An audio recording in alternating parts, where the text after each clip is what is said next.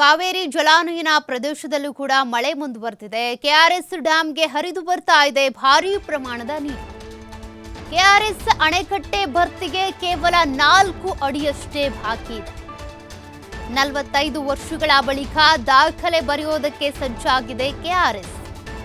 45 ವರ್ಷಗಳ ನಂತರ ಜೂನ್ನಲ್ಲೇ ಭರ್ತಿ ಆಗ್ತಾ ಇದೆ ಕೆಆರ್ಎಸ್ ಡ್ಯಾಂ. ಡ್ಯಾಂಗೆ ಹರಿದು ಬರ್ತಾ ಇದೆ 33,314 ಕ್ಯೂಸೆಕ್ ಒಳಹರಿವು ನೀರು. ಇನ್ನು 120 ಅಡಿಗೆ ಏರಿದೆ ಕೆಆರ್ಎಸ್ ಜಲಾಶಯದ ನೀರಿನ ಮಟ್ಟ. ಡ್ಯಾಂನಿಂದ ಈಗಾಗಲೇ 33,076 ಕ್ಯೂಸೆಕ್ ನೀರನ್ನ ನದಿಗೆ ಹರಿಬಿಡಲಾಗ್ತಾ ಇದೆ.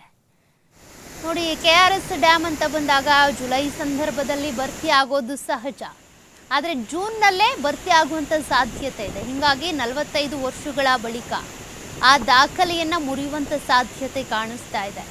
ನೋಡಿ, ಇದೇ ರೀತಿ ಬೇಸಿಗೆ ಸಂದರ್ಭದಲ್ಲಿ ಈ ಕೆಆರ್ಎಸ್ ನೀರಿಗೋಸ್ಕರ ಎಷ್ಟೆಲ್ಲ ಹೊಡೆದಾಟಗಳೇ ಆಗ್ಬಿಡುತ್ತೆ ಕರ್ನಾಟಕ ಹಾಗೂ ತಮಿಳುನಾಡಿನ ಮಧ್ಯೆ.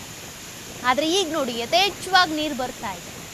ಈಗ ಯಾರಿಗೂ ಕೂಡ ಅಷ್ಟೊಂದು ನೀರಿನ ಅವಶ್ಯಕತೆ ಇರೋದಿಲ್ಲ, ಕಾರಣ ಎಲ್ಲರ ಜಮೀನಲ್ಲೂ ಕೂಡ ಮಳೆ ನೀರೇ ಸಂಗ್ರಹ ಆಗಿರುತ್ತೆ. ಹಾಗಾಗಿ ಡ್ಯಾಮ್ ನೀರು ಈಗ ಯಾರಿಗೂ ಅವಶ್ಯಕತೆ ಇಲ್ಲ. ಆದರೆ ಬೇಸಿಗೆ ಸಂದರ್ಭದಲ್ಲಿ ಇಷ್ಟು ನೀರಿತ್ತು ಅಂದರೆ ಕರ್ನಾಟಕ ಹಾಗೂ ತಮಿಳುನಾಡಿನ ಮಧ್ಯೆ ಯಾವುದೇ ಸಮಸ್ಯೆಗಳೇ ಬರೋದಿಲ್ಲ. ಎರಡೂ ರಾಜ್ಯದ ರೈತರಿಗೂ ಕೂಡ ನೀರನ್ನು ಪೂರೈಕೆ ಮಾಡುವಂಥ ಅಷ್ಟು ಸಾಮರ್ಥ್ಯದ ನೀರು ಇರಬೇಕಾಗುತ್ತೆ. ಆದರೆ ಅಷ್ಟರೊಳಗೆ ಬಿಸಿಲಿಗೆ ಬತ್ತು ಹೋಗುತ್ತೆ, ಅಥವಾ ಹೋಗ್ತಾ ಹೋಗ್ತಾ ಮಳೆಗಾಲದಲ್ಲಿ ಮಳೆ ಆಗದೆ, ಅಂದರೆ ಈಗ ಜೂನ್ನಲ್ಲಿ ಏನೋ ಮಳೆ ಆಗ್ತಾ ಇದೆ, ಜುಲೈಯಲ್ಲೂ ಹೀಗೆ ಮಳೆ ಆಗುತ್ತೆ ಅಂತ ಏನು ಗ್ಯಾರಂಟಿ? ಈ ರೀತಿ ಸದ್ಯ ಒಟ್ಟು 45 ವರ್ಷಗಳ ಬಳಿಕ ಜೂನ್ನಲ್ಲೇ ಕೆಆರ್ಎಸ್ ಡ್ಯಾಮ್ ಏನಿದೆ ಭರ್ತಿ ಆಗುವಂಥ ಸಾಧ್ಯತೆ ಇದೆ. ಸದ್ಯ 33,076 ಕ್ಯೂಸೆಕ್ ನೀರನ್ನು ನದಿಗೆ ಬಿಡಲಾಗ್ತಾ ಇದೆ.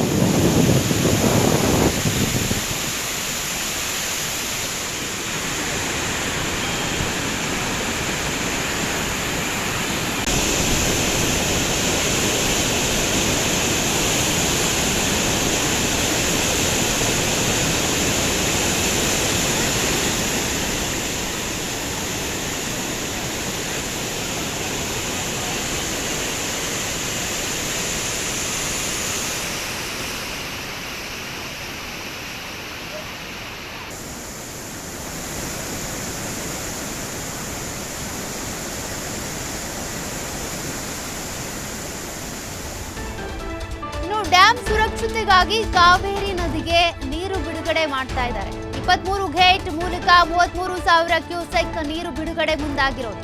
ಕಾವೇರಿ ನದಿ ಪಾತ್ರದಲ್ಲಿ ಪ್ರವಾಹ ಭೀತಿ ಇದೆ, ಹಾಗಾಗಿ ಜನರಿಗೆ ಎಚ್ಚರಿಕೆ ಕೊಡ್ತಾ ಇದ್ದಾರೆ. ಡ್ಯಾಂನಿಂದ ಹೆಚ್ಚಿನ ಪ್ರಮಾಣದ ನೀರನ್ನ ಬಿಟ್ಟರೆ ಪ್ರವಾಹವೇ ಎದುರಾಗ್ಬಿಡುತ್ತೆ. ಮುಂಜಾಗ್ರತಾ ಕ್ರಮವಾಗಿ ನದಿ ಪಾತ್ರದ ಪ್ರವಾಸಿ ತಾಣಗಳಿಗೂ ಕೂಡ ನಿರ್ಬಂಧ ಹೇರಿದ್ದಾರೆ. ಬಲಮುರಿ, ಎಡಮುರಿ ಹಾಗೂ ಸಂಗಮ, ಗೋಸಾಯಿ ಘಾಟ್ಗಳಿಗೆ ನಿರ್ಬಂಧ. ಕನ್ನಡಿಗರ ಜೀವನಾಡಿ ಆಗಿರುವಂತಹ ಕೆಆರ್ಎಸ್ ಡ್ಯಾಂ ಬಹುತೇಕ ಭರ್ತಿ. ಹೀಗಾಗಿ ಡ್ಯಾಂನಿಂದ 23 ಗೇಟ್ಗಳನ್ನು ಓಪನ್ ಮಾಡಿ 33,000 ಕ್ಯೂಸೆಕ್ ನೀರನ್ನ ಬಿಡುಗಡೆ ಮಾಡ್ತಾರೆ. ಹೀಗಾಗಿ ಕಾವೇರಿ ನದಿ ಪಾತ್ರದಲ್ಲಿರುವಂತಹ ಜನರು ಸುರಕ್ಷಿತ ಸ್ಥಳಗಳಿಗೆ ಸ್ಥಳಾಂತರಗೊಳ್ಳಿ. ಕಾರಣ ಯಥೇಚ್ಛವಾದಂಥ 23,000 ಕ್ಯೂಸೆಕ್ ನೀರನ್ನ ಬಿಡುಗಡೆ ಮಾಡ್ತಾರೆ. 33,000 ಕ್ಯೂಸೆಕ್ ನೀರು 23 ಗೇಟ್ಗಳ ಮೂಲಕ ಈ ನೀರು ಹರಿದು ಬರುತ್ತೆ. ಹಾಗಾಗಿ ಕಾವೇರಿ ನದಿ ಪಾತ್ರದಲ್ಲಿರುವಂಥ ಅದೆಷ್ಟೋ ಮನೆಗಳು ಪ್ರವಾಹದಲ್ಲಿ ಮುಳುಗಿ ಹೋಗಬಹುದು, ಅಥವಾ ಜನರು ಇರ್ತೀರಾ ಅಂತ ಅಂದರೆ ಪ್ರವಾಹಕ್ಕೆ ಸಿಲುಕಬಹುದು. ಹಾಗಾಗಿ ಸುರಕ್ಷಿತ ಸ್ಥಳಗಳಿಗೆ ಸ್ಥಳಾಂತರಗೊಳ್ಳಿ. ಇನ್ನು ಬಲಮುರಿ, ಎಡಮುರಿ, ಸಂಗಮ, ಗೋಸಾಯಿ ಘಾಟ್ಗಳಿಗೆ ನಿರ್ಬಂಧ ಹೇರಲಾಗಿದೆ. ಅಲ್ಲಿರುವಂಥ ಪ್ರವಾಸಿ ತಾಣಗಳಿಗೆ ಯಾವ ಪ್ರವಾಸಿಗರು ಬರಬಾರ್ದು ಅಂತೇಳಿ ಈಗಾಗಲೇ ನಿರ್ಬಂಧವನ್ನು ಕೂಡ ಹೇರಲಾಗಿದೆ ಜಿಲ್ಲಾಡಳಿತದ ವತಿಯಿಂದ. ಕೆಆರ್ಎಸ್ ಡ್ಯಾಂ 45 ವರ್ಷಗಳ ಬಳಿಕ ಜೂನ್ ತಿಂಗಳಲ್ಲೇ ಭರ್ತಿ ಆಗ್ತಾ ಇದೆ. ಭರ್ತಿ ಆಗ್ಬಿಡ್ತು ಅಂದರೆ ಭರ್ತಿ ಆಗೋವರೆಗೂ ಕಾಯ್ಕೊಂಡು ನಿಲ್ಲೋದಕ್ಕಾಗಲ್ಲ, ಡ್ಯಾಮ್ ಉಕ್ಕಿ ಹರಿಯೋದಕ್ಕೆ ಬಿಡೋದಕ್ಕಾಗಲ್ಲ. ಹಾಗಾಗಿ 33,000 ಕ್ಯೂಸೆಕ್ ನೀರನ್ನ 23 ಗೇಟ್ಗಳನ್ನು ಓಪನ್ ಮಾಡಿ ಕಾವೇರಿ ನದಿಗೆ ಬಿಡಲಾಗುತ್ತೆ. ಕಾವೇರಿ ನದಿ ನೀರಿನ ಪ್ರಮಾಣ ಹೆಚ್ಚಾಗುತ್ತೆ, ರಭಸ ಹೆಚ್ಚಾಗುತ್ತೆ. ಇದರಿಂದಾಗಿ ನದಿ ಪಾತ್ರದಲ್ಲಿ ಇರುವಂತಹ ಜನರಿಗೆ ಅಪಾಯ ಕಟ್ಟಿಟ್ಟ ಬುತ್ತಿ. ಹಾಗಾಗಿ ನಿಮ್ಮ ಸುರಕ್ಷತೆಗಾಗಿನೇ ಹೇಳ್ತಾ ಇರೋದು, ಸುರಕ್ಷಿತ ಸ್ಥಳಗಳಿಗೆ ಸ್ಥಳಾಂತರಗೊಳ್ಳಿ. ಪ್ರತಿ ವರ್ಷವೂ ಕೂಡ ಕಾವೇರಿ ನದಿ ಪಾತ್ರದಲ್ಲಿರುವಂತಹ ಜನರಿಗೆ ಇಂಥದ್ದೇ ಸಮಸ್ಯೆ. ಜುಲೈಯಲ್ಲಿ ಈ ಸಮಸ್ಯೆ ಎದುರಾಗ್ತಾ ಇತ್ತೇನೋ, ಜೂನ್ನಲ್ಲೇ ಈ ಸಮಸ್ಯೆ ಈಗ ಶುರುವಾಗ್ತಾ ಇದೆ. ಪ್ರವಾಹದ ಪರಿಸ್ಥಿತಿ ಎದುರಾಗುವಂಥ ಸಾಧ್ಯತೆ ಇರೋದ್ರಿಂದ ಜಿಲ್ಲಾಡಳಿತ ಒಂದಷ್ಟು ಸೂಚನೆ ಕೊಟ್ಟಿದೆ. ಪ್ರವಾಸಿ ತಾಣಗಳಿಗೆ ಯಾರೂ ಕೂಡ ಬರಲೇಬೇಡಿ, ನಿರ್ಬಂಧ ಹೇರಲಾಗಿದೆ. ಈಗ ಇನ್ನೂ ಕೂಡ ಕೆಲವರು ಏನಾದರೂ ಪ್ಲಾನ್ ಮಾಡ್ಕೊಳ್ತಾ ಇದ್ದೀರಾ ಅಂದರೆ ಗಮನ ಹರಿಸಿ, ಬರೋದು ಬೇಡ ಅಂತೇಳಿ ಸೂಚನೆ ಕೊಟ್ಟಿರೋದ್ರಿಂದ ಅದಕ್ಕೆ ಸಂಬಂಧಪಟ್ಟಂತೆ ಆ ನದಿ ತೀರದಲ್ಲಿರುವಂಥ ಜನರಿಗೂ ಕೂಡ ಸೂಚನೆ ಕೊಟ್ಟಿದ್ದಾರೆ. ಅಪಾಯದ ಮಟ್ಟವನ್ನು ಮೀರಿ ಕಾವೇರಿ ನದಿ ಹರಿಯುತ್ತೆ, ಕಾರಣ KRSನಿಂದ 33,000 ಕ್ಯೂಸೆಕ್ ನೀರನ್ನು ಬಿಡಲಾಗುತ್ತೆ ಅಂತ.